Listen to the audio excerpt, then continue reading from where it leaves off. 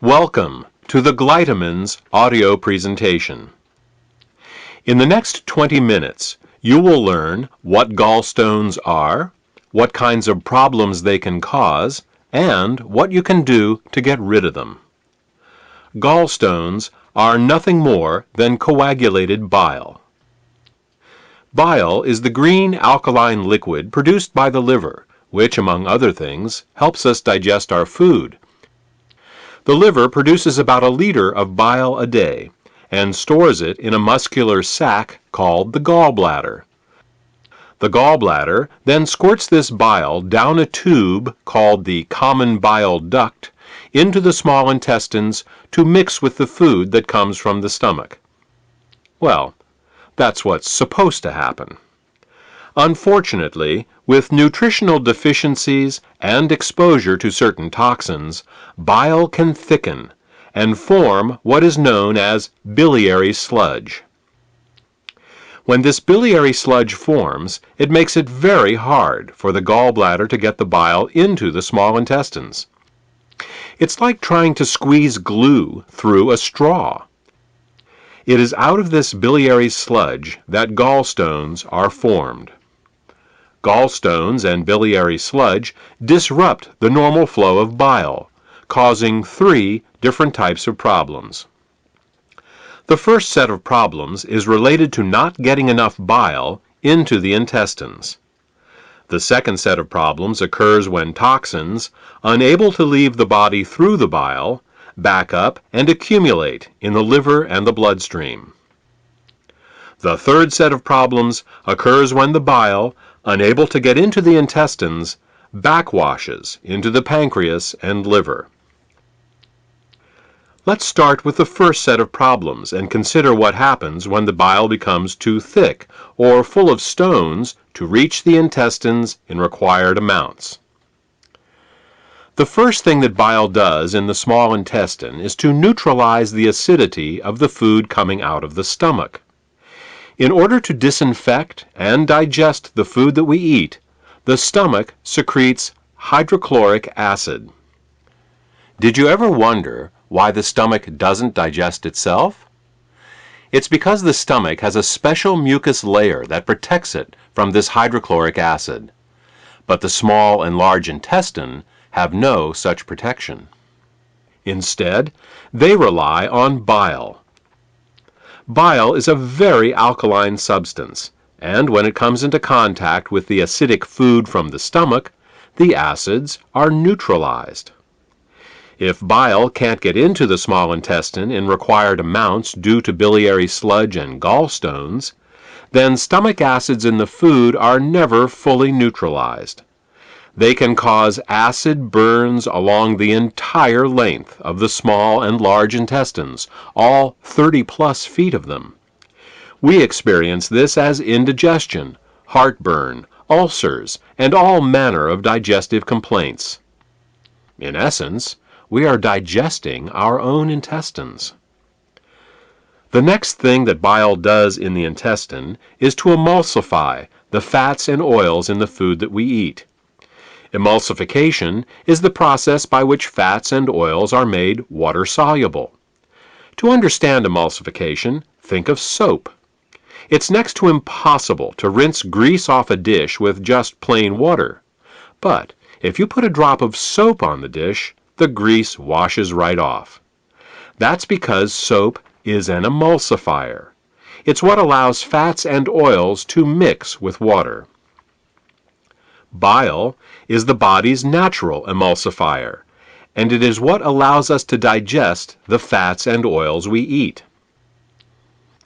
Without this emulsification process, essential fats, oils, and all the fat-soluble vitamins we eat become very difficult to absorb. Without adequate bile in the intestines, a person can end up suffering from malnutrition, regardless of the quality and/or quantity of the food that they eat. If eating fats and oils gives you indigestion, or if you have difficulty with food absorption, it could be due to biliary sludge or gallstones. The next thing that bile does in the intestines is to stimulate Peristalsis. Peristalsis is the rhythmic, wave-like motion of the intestinal muscles that moves the food through our digestive tract. If you don't get enough bile into your intestines, you're bound to be constipated, no matter how much fiber you eat. Some people have the misfortune of experiencing alternating constipation and diarrhea. This can be a very confusing experience, but the cause can be quite simple.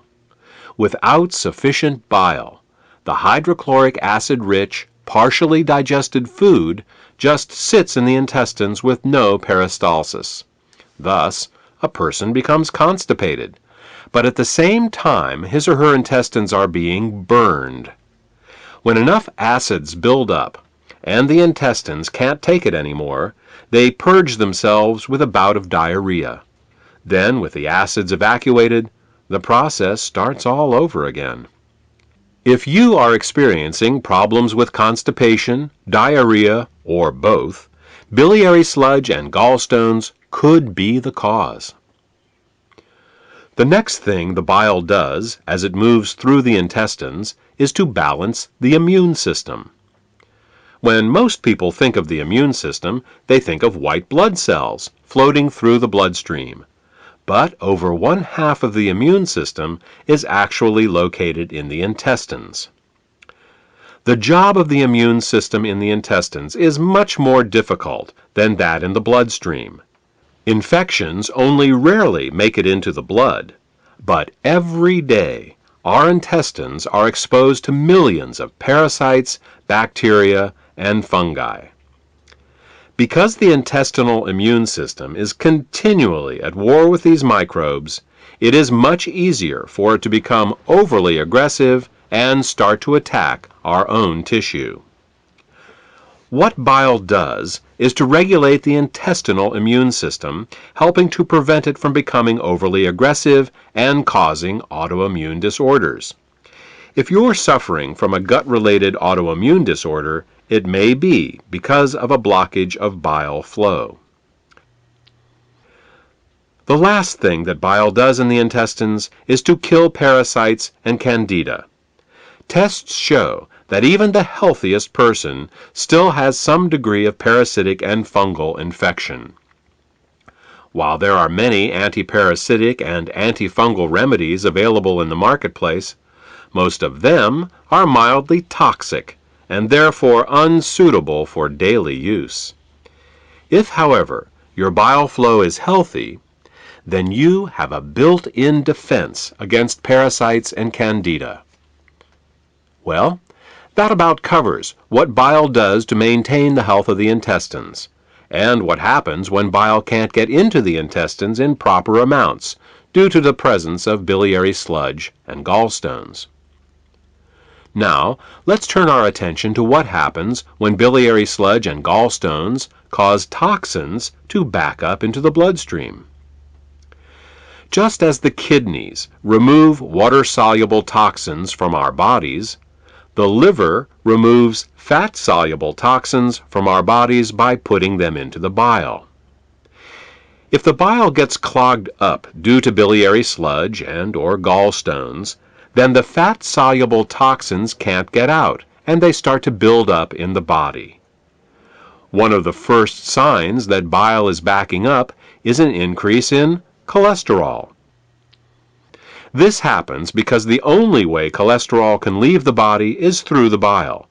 Impaired bile excretion causes cholesterol levels to rise. It's that simple. In addition to the levels of cholesterol rising, bilirubin levels can also begin to rise. If they get to be bad enough, you can see the whites of a person's eyes, and sometimes their skin, take on a yellow tint. The technical term for this is jaundice. While an increase in cholesterol and bilirubin levels in the body is easy to recognize, the accumulation of other toxins is not. Literally thousands of toxins and chemicals are processed by the liver for removal through the bile each day. When gallstones and biliary sludge prevent these toxins from leaving the body, They begin to accumulate in the bloodstream and the tissues, causing all sorts of problems. Dissolving gallstones in biliary sludge is an often overlooked but vitally important part of any detoxification program. The last problem we will discuss, that is caused by bile backing up into the bloodstream, has to do with immune function.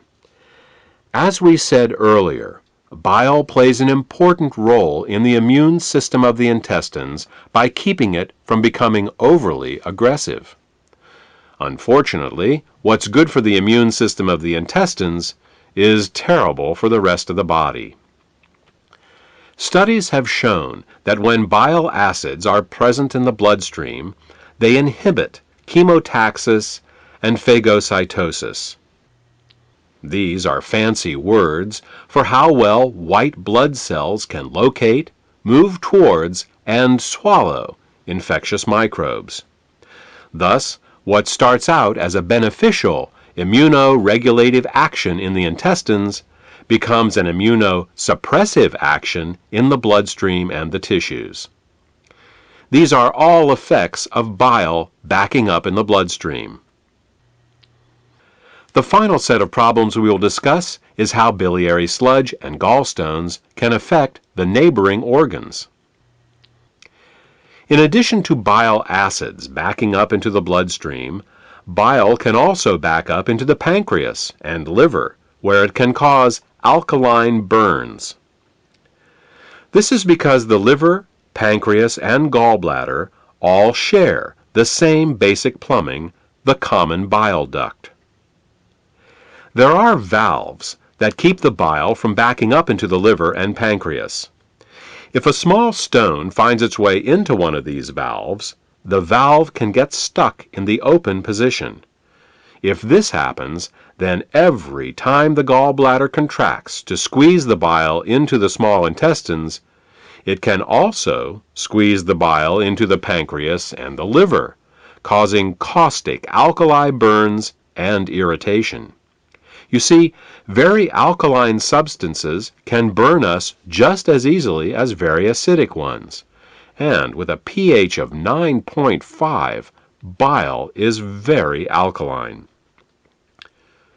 Mild alkali burns for a short time in these organs may only result in local irritation, but over a long period of time, these alkali burns can cause diabetes, hepatitis, and cancer. Now that you know all the problems associated with biliary sludge and gallstones, the next question is, what can we do about it?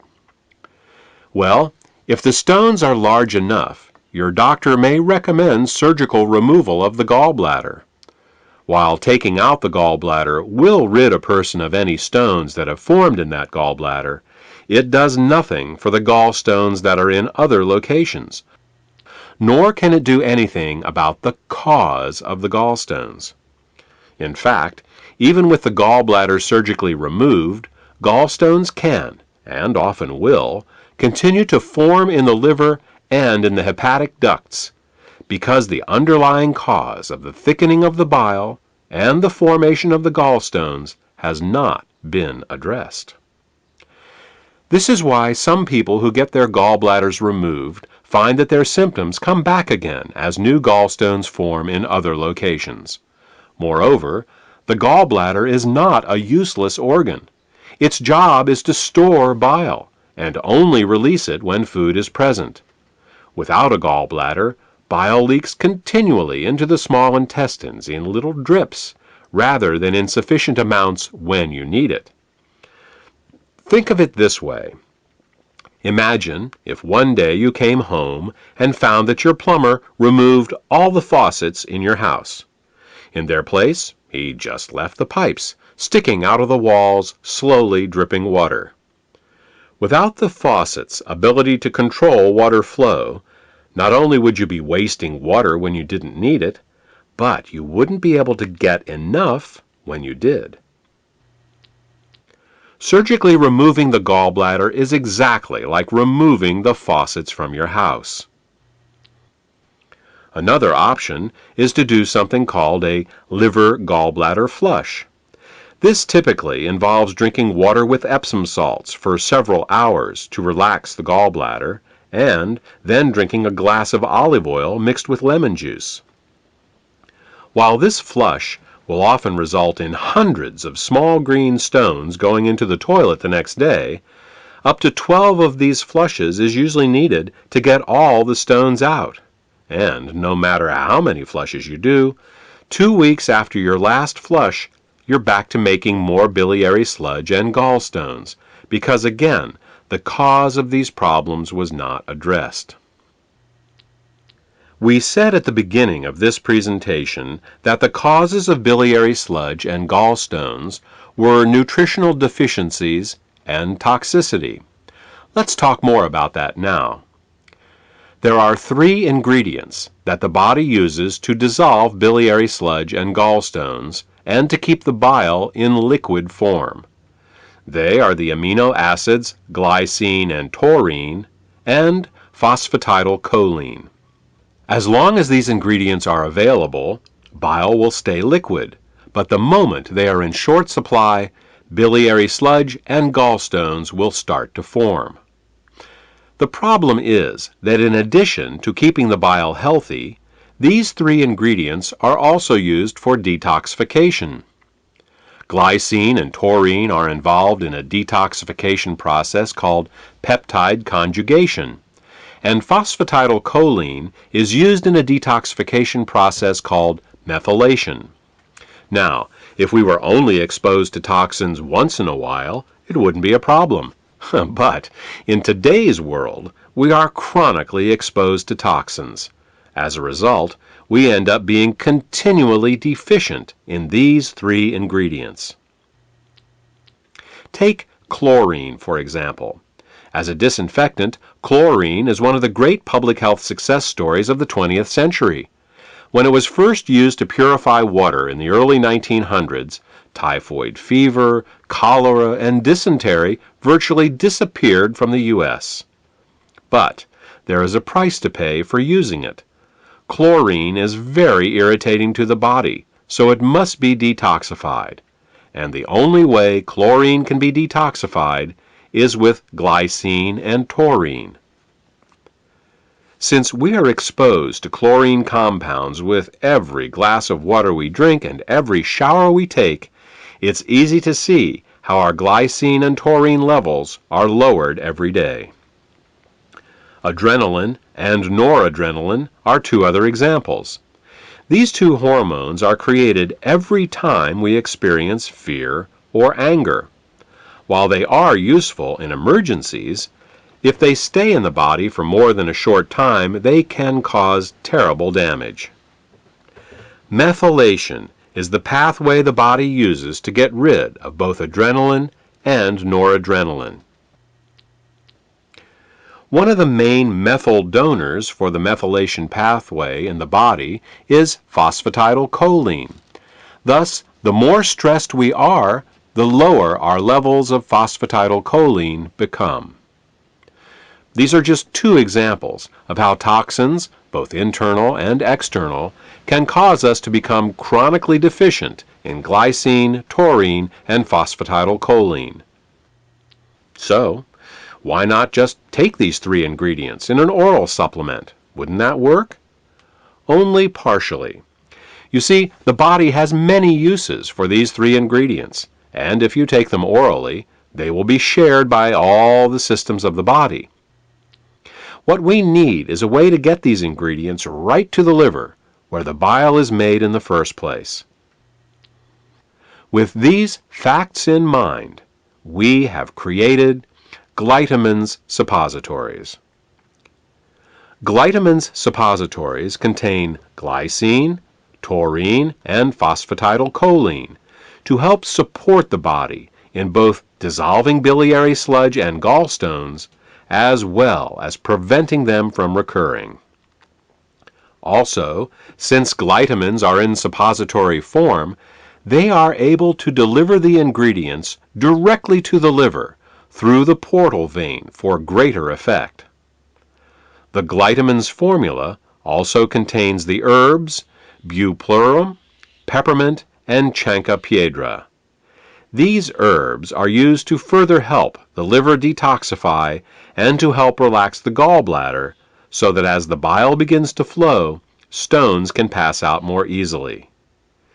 In addition, scientific studies have shown that chancropiedra can both dissolve and prevent uric acid and oxalate crystallizations.